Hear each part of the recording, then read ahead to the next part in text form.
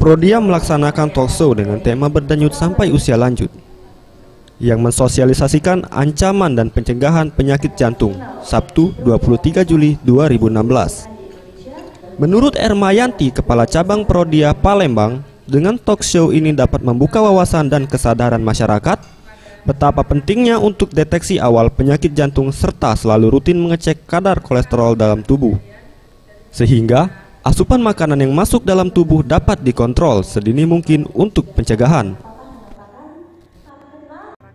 Pentingnya untuk menjaga sebelum terjadinya penyakit jantung ini, sehingga lepas dari penyakit jantung kalau bisa ya Mas. Ya, banyak pemeriksaan laboratorium untuk mendukung mengetahui bagaimana cara mendeteksi dari lebih awal untuk penyakit jantung. Sementara itu, Ujang Saiful Hikmat, staf laboratorium Prodia, untuk pasien yang terkena penyakit jantung ini dianjurkan untuk selalu melakukan pemeriksaan laboratorium secara rutin dan selalu berkonsultasi dengan dokter spesialis penyakit jantung. Kemudian khusus untuk penyakit jantung sendiri dimulai dari usianya sebetulnya dari 18 tahun pun ada namanya paket YG, yaitu yang generation.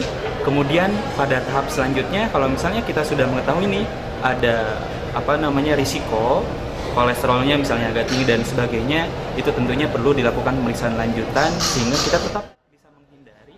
Faktor keturunan juga dapat menyebabkan penyakit jantung ini.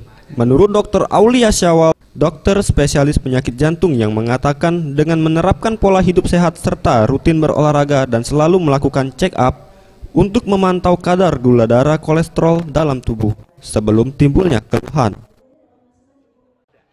Jadi nomor satu itu. Nomor dua adalah faktor keturunan. Faktor keturunan ini tidak bisa dihapus, tetapi kita bisa mengurangi atau menunda terjadinya penyakit ini. Karena keturunan ini adalah yang kita wariskan dari keluarga kita, apakah dari ibu. Dalam talkshow ini juga peserta diwajibkan untuk menensi darah serta memeriksa gula darah serta kolesterol yang kesemuanya tidak dipungut biaya. Farel Dwi Satria, Sriwijaya TV.